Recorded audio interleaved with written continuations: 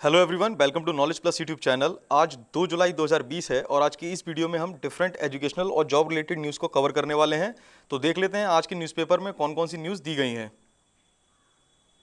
सबसे पहले बात कर लेते हैं 69,000 शिक्षक भर्ती की। इसके बारे में दिया गया है, बेसिक शिक्षा विभाग लेगा विधि विशेषज्ञों की सेवाएं। कल 1 जुलाई 2020 को इसके संबंध में एक मीटिंग कंडक्ट कराई गई थी, जिसमें शिक्षा मंत्री और विभिन्न बेसिक के अधिकारियों ने मीटिंग लखनऊ में की थी।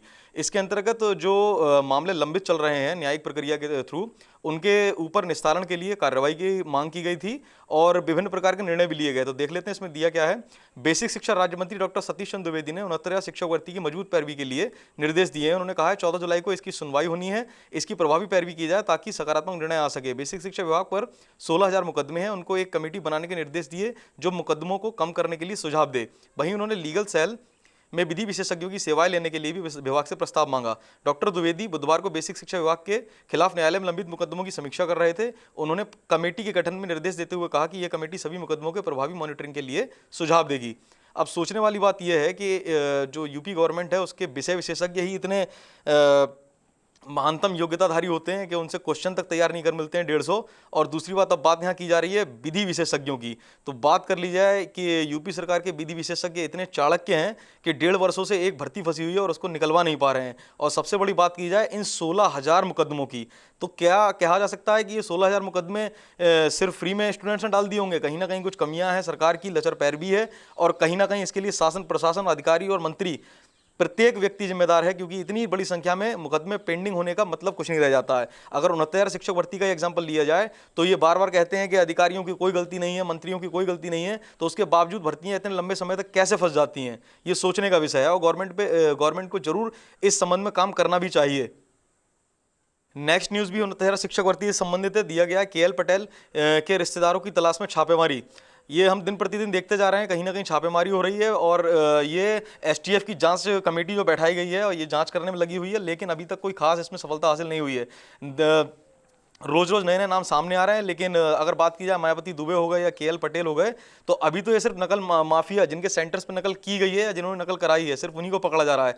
लेकिन मेन चीज ये है कि आपको ये फाइंड आउट करना है कि कौन कौन से स्टूडेंट्स इसमें लिप्त हैं और स्टूडेंट्स ने किस तरीके से इसमें एग्जाम को लीक कराया है या फिर किस किस लोगों ने इस लीक एग्जाम में अपना फायदा उठाया है। तो इस जांच का करना काफी मुश्किल हो जाता है। तो फिलहाल तो ये दे रखा है KL पटेल के रिश्तेदारों की तलाश में छापेमारी। 69,000 शिक्षक भर्ती में धांधली करने वाले वांछित आरोपियों की तलाश में बुधवार को STF की टीम ने एक साथ कई जगह छापेमारी की। जेल भेजे गए डॉक्टर KL पटेल के करीबी रिश्तेदार भी तलाश में STF लगी रही। तो अभी ये तलाश जारी है, आगे देखते हैं इसमें तलाश में STF के क्या क्या आता है। नेक्स्ट न्यूज शिक्षकों के फर्जीवाड़े से जुड़ी हुई है, जो कि एटा से आई है। इसमें दे रखा है 117 फर्जी शिक्षकों से 50 करोड़ की रिकवरी होगी।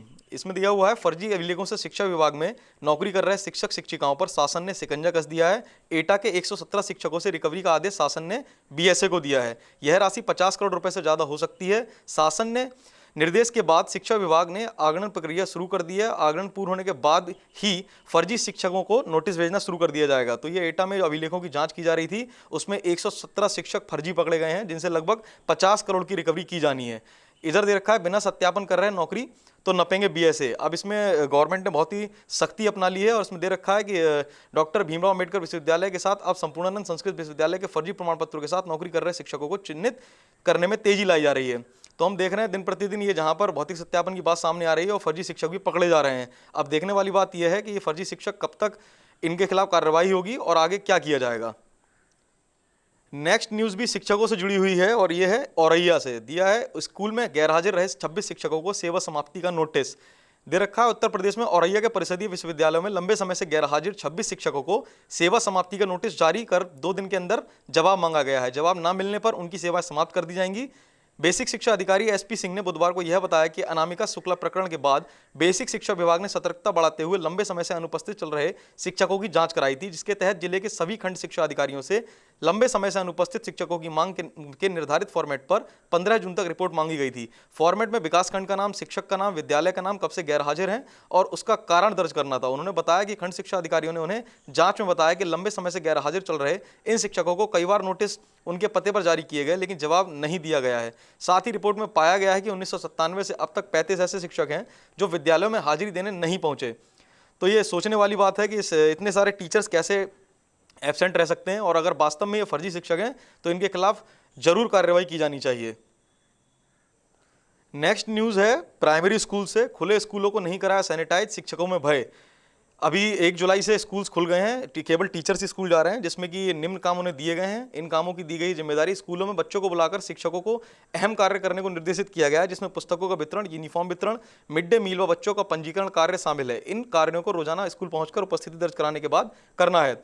मैंने कल की वीडियो में बता ही दिया था कि स्कूल को अभी कैसे खोला गया है, और इसमें सबसे ज़्यादा जरूरी था स्कूलों का सैनिटाइजेशन कराना, क्योंकि जो प्रवासी मजदूर गांवों में आए हुए थे उनको कई स्कूलों को सेंटर बनाया गया था और वहां पर उनको रखा गया था। तो इसमें डिटेल में दे भी रखा है कि सैनिटाइजेशन की जिम्मेदारी जो ग्राम पंचायतों की थी, लेकिन वो अपने पल्ला झाड़ रहे हैं, ऐसा कुछ उन्होंने जिम्मेदारी लेने से मना कर दिया है। और दूसरी ओर शासन कह रहा है कि स्कूलों को सैनिटाइज कर दिया गया है, बट टीचर्स का आरोप यह है कि स्कूलों को ना तो सैनिटाइज किया गया है, जहाँ तक कि उनको साफ सफाई तक का ध्यान नहीं दिया गया है। अब ऐसे में आप खुद सोच लीजिए कि अगर स्कूल सैनिटाइज तक नहीं किए गए हैं, जो कि कोरोना सेंटर के हब हो सकते हैं, तो इसमें बड़ी दिक्कत आने वाली है।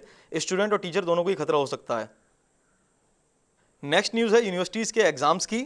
अभी हाल ही में आज निर्णय आने वाला है कि स्कूल जो यूनिवर्सिटीज़ हैं वो अपने कॉलेजेस और एग्ज़ाम्स को कैसे आगे पास ऑन करेंगी और स्टूडेंट्स को कैसे प्रमोट किया जाएगा। उसके लिए आज फॉर्मूलास आ सकते हैं। इसमें बताया गया है कि फॉर्मूला क्या अप्लाई किया जा सकता है। तो ये दिया गया, विषय के नंबर बनेंगे प्रमोशन का आधार। अगर कोई स्टूडेंट ग्रेजुएशन के फर्स्ट ईयर में है तो उसको इंटर के मार्क्स के बेस्ड पर प्रमोट किया जाएगा। वहीं दूसरी ओर अगर कोई फाइनल ईयर में स्टूडेंट है तो उसमें जो प्रीवियस 2 ईयर्स के मार्क्स हैं उनका एवरेज निकाल कर प्रमोट किया जाएगा। तो ये हो गई यूनिवर्सिटीज़ के स्टूडेंट्स और एग्ज़ाम की डिटेल। नेक्स्ट न्यूज़ है यूपीएससी प्री के परीक्षा केंद्र बदल सकेंगे। यूपीएससी में स्टूडेंट काफ़ी दिनों से डिमांड कर रहे थे कि उनको अपने एग्जाम सेंटर्स बदलने की परमिशन दी जाए, तो ये फाइनली एक्सेप्ट कर ली गई है और इनको छूट का मौका दे दिया गया है। ये कब से कब तक है देख लेते हैं। कोरोना संक्रमण के खतरे के मद्देनजर संघ लोक सेवा आयोग यूपीएससी ने 4 अक्टूबर को होने वाली सिविल सर्विसेज प्रीलिम्स के लिए उम्मीदवारों को परीक्षा केंद्र बदलने का विकल्प दे दिया है। और ये जो जारी किया जाएगा, ये परीक्षा केंद्रों के चयन के लिए आयोग की वेबसाइट पर 7 जुलाई से 13 जुलाई तक और फिर 20 से 24 जुलाई तक शाम 6 बजे 2 चरणों में आवेदन जमा कर सकेंगे। तो फाइनली ये स्टूडेंट्स को ये एक मौका दे दिया गया है अपने सेंटर्स देने का। और इसमें यह भी दिया गया है केंद्र में परिवर्तन के लिए उनके अनुरोध को पहले आवंटन के आधार पर माना जाएगा, means first come first serve. तो ये एक अच्छी खबर है स्टूडेंट्स के लिए, अपने आसपास के सिटीज़ को अपना सेंटर के लिए अप्लाई कर सकते हैं।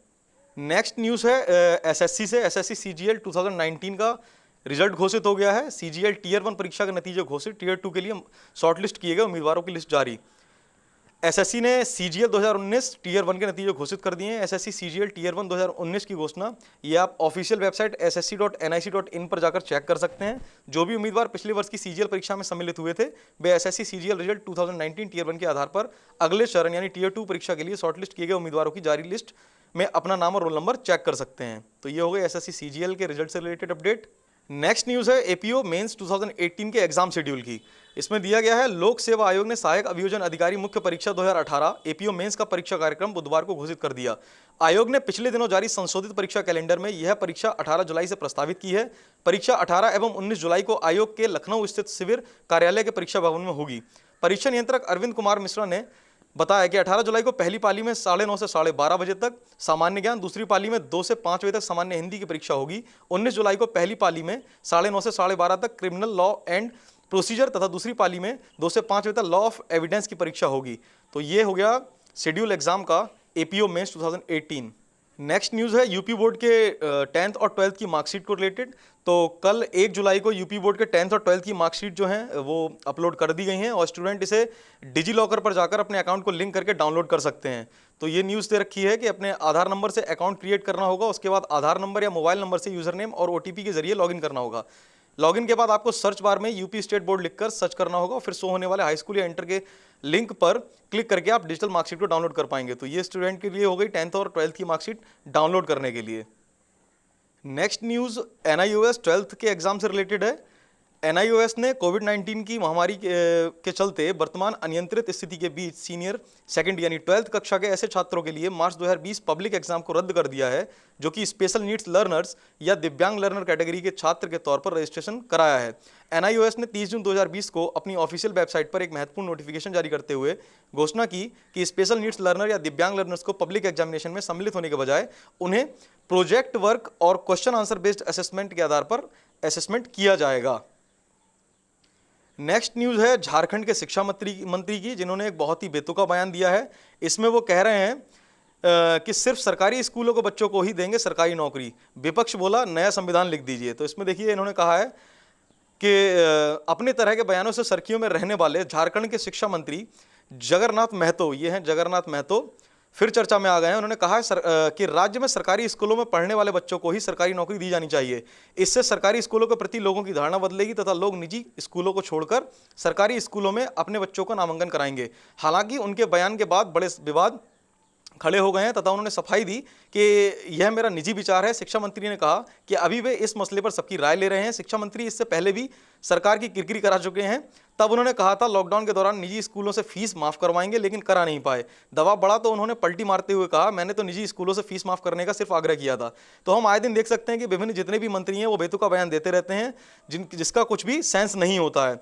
अब ये शिक्षा मंत्री जी ने कह रहे हैं कि सरकारी स्कूलों के केवल स्टूडेंट्स ही गवर्नमेंट एम्प्लॉयज़ बन सकते हैं। तो देखने वाली बात यह है कि पहले गवर्नमेंट को ये सोचना चाहिए कि सरकारी स्कूलों की क्या स्थिति है और सरकारी स्कूलों में टीचर्स की क्या स्थिति है, सरकारी स्कूल के शिक्षक भर्तियों की क्या स्थिति है, और इसके बाद निर्णय लेना चाहिए कि सरकारी नौकरियां कैसे देंगे। वैसे भी कहने में और करने में बहुत फर्क होता है। सरकार को खुद ये देखना चाहिए कि वो किस प्रकार क्या कर रहे हैं और क्या बता रहे हैं। तो ये हो गई आज की एजुकेशनल अपडेट्स। अगर आपको ये वीडियो हेल्पफुल लगता है तो प्लीज़ हमारे चैनल को सब्सक्राइब जरूर कर लें और साथ ही पास वाले बेल आइकन को भी सब्सक्राइब कर लें, जिससे आपको सभी वीडियोस के नोटिफिकेशंस तुरंत मिल सकें। Thanks for joining with us. मिलते हैं आपसे नेक्स्ट वीडियो में।